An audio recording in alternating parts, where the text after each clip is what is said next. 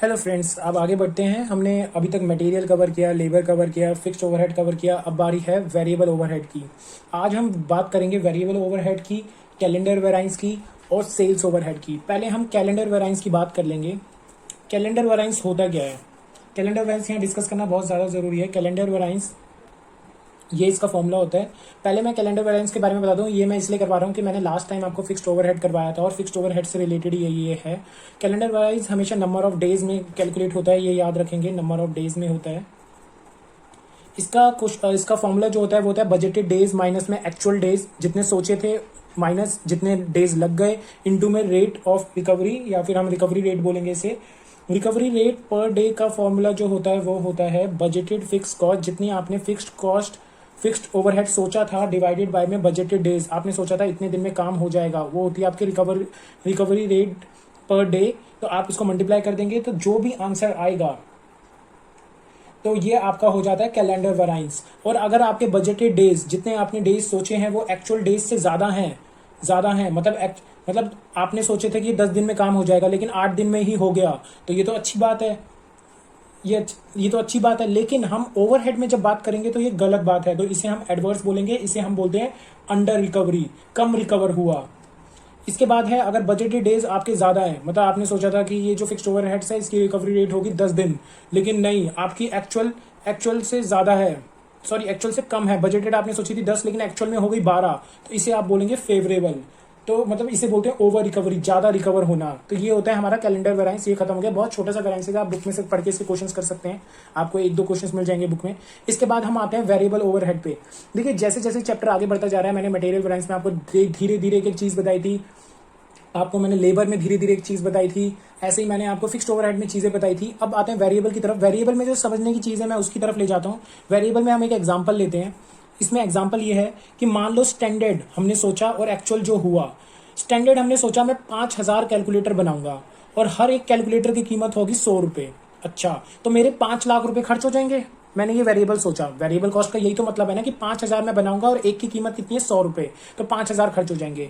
देखिए अब मैं ना इस एग्जाम्पल के तौर पे ये पूरा का पूरा क्वेश्चन करवाऊंगा, मतलब पूरा का पूरा ये फॉर्मूला डिराइव कर दूंगा, इसलिए ध्यान से सुनना, बहुत ईजी है।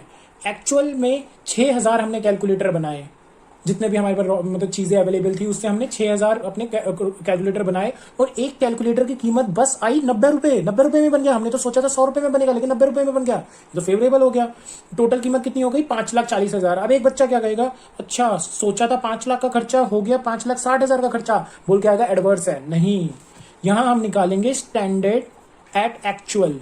मतलब हमने बोला था वो सोचा था 5000 कैलकुलेटर, क्यों ना हम 6000 कैलकुलेटर के हिसाब से कैलकुलेशन करें। एक कैलकुलेटर की कीमत अगर 100 रुपए है, सोची थी हमने, तो हमने सोचा था 6 लाख रुपए का खर्चा हो जाएगा 6 लाख कैलसी बनाने के लिए, लेकिन एक्चुअल में बने भी 6000 ही हैं। तो एक्चुअल में खर्चा कितना हुआ है? 5,40,000 का, तो हमारा 60,000 का तो फेवरेबल हो गया। अब हम चलते हैं फॉर्मूला की तरफ। वेरिएबल ओवरहेड कॉस्ट वेराइंस की जब बात होती है, कॉस्ट वेराइंस की बात, तो कॉस्ट वेराइंस में बोलते हैं स्टैंडर्ड ओवरहेड माइनस में actual overhead is your cost difference.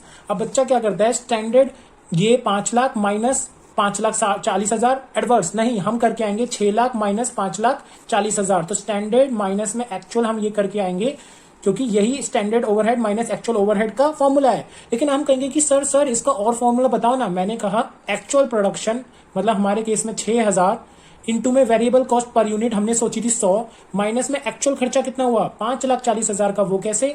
हमने बनाए थे 6000 कैलकुलेटर 90 रुपए में, तो ये हमारा फॉर्मूला हो जाता है। खत्म, ये चीज समझने के लिए थी। इसके बाद इसके 2 टुकड़े होते हैं, एक्सपेंस में और एफिशिएंसी में। एक्सपेंस आ जाए तो आपको स्टैंडर्ड ओवरहेड पर आवर में निकालना पड़ेगा, स्टैंडर्ड ओवरहेड पर आवर में निकालना पड़ेगा, उसको माइनस करना पड़ेगा एक्चुअल ओवरहेड पर आवर में, और इन सबको मल्टीप्लाई करना पड़ेगा एक्चुअल आर वर्कड से। वर्कड, अगर क्वेश्चन में वर्क गिवन है तो वर्क से करोगे, एक्चुअल आर गिवन है तो एक्चुअल आर से करोगे।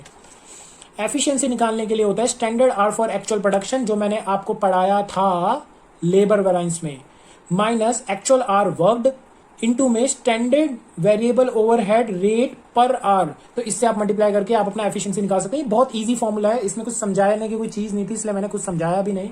जो चीज समझाने की थी वो मैंने आपको समझा दी।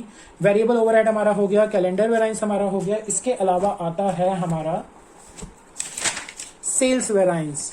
जी हाँ दोस्तों, सेल्स वेराइंस भी पूरा फॉर्मूला बेस्ड है। आपके बुक में ये सारे के सारे फॉर्मूलाज गिवन होंगे आई थिंक, फिर भी मैं आपको डिस्कस कर देता हूँ जल्दी जल्दी।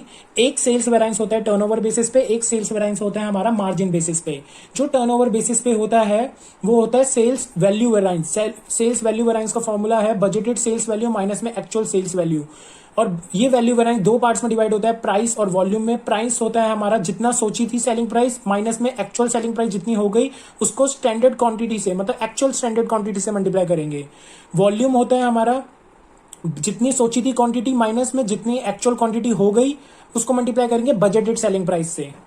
इसके बाद है हमारा वॉल्यूम के भी दो पार्ट्स हो जाते हैं, क्वांटिटी वेराइंस और मिक्स वेराइंस। क्वांटिटी वेराइंस में क्या होता है, बजटेड माइनस में मिक्स इनटू सेलिंग प्राइस। ऐसे ही मिक्स माइनस में एक्चुअल, इसका होल में selling price, budgeted selling price से मल्टीप्लाई कर देंगे, तो ये हमारा मिक्स में आ जाएगी। बहुत इजी है, फॉर्मूला बेस्ड है, फॉर्मूला लर्न कीजिए और पेपर में आपको वैसे ही करना पड़ेगा। तो क्वेश्चन इसके जितने ज्यादा सॉल्व करो पाओगे वैसे ही है। मार्जिन बेसिस में क्या होता है, मार्जिन बेसिस में वैल्यू का फॉर्मूला ये होता है, इसमें बजटेड मार्जिन और एक्चुअल मार्जिन आ जाते हैं। अब क्वेश्चन ये उठता है कि बजटेड मार्जिन और एक्चुअल मार्जिन होता क्या है। बजटेड मार्जिन जहां वहां पर जितने भी सेलिंग प्राइस आ रहा था बजटेड सेलिंग प्राइस, यहां पर बजटेड मार्जिन आ जाएगा। वहां बजटेड एक्चुअल सेलिंग प्राइस आ रहा था, यहां पर एक्चुअल मार्जिन आ जाएगा। बजटेड मार्जिन होता है budgeted selling price per unit minus में budgeted cost per unit. Actual margin होता है एक्चुअल सेलिंग प्राइस माइनस में बजटेड कॉस्ट पर यूनिट। ठीक है, तो इसके दो पार्ट्स होते हैं, sales margin price variance, sales margin volume variance. Volume के दो पार्ट होते हैं, sales margin quantity variance, sales margin mix variance. हर जगह बस मार्जिन मार्जिन आ जाएगा, जहां पर भी वहां पर सिंपल वर्ड हमारा लिखा था। तो इसी के साथ सेल्स वेराइंस खत्म होता है। आई होप आपको सारे वेराइंसेस समझ आ गए होंगे। इसी के साथ आप क्वेश्चंस को कर सकते हैं, अटेम्प्ट कर सकते हैं। कोई भी क्वेश्चन इतना ज्यादा मुश्किल नहीं है, ध्यान से समझने की कोशिश करें। अगर आपको फिर भी कोई दिक्कत आ रही है तो आप हमारे टेलीग्राम वाले ग्रुप में क्वेश्चन अपना सेंड कर सकते हैं और मैं वहां पर पक्का पक्का पक्का पक्का आपका सॉल्व कर दूंगा।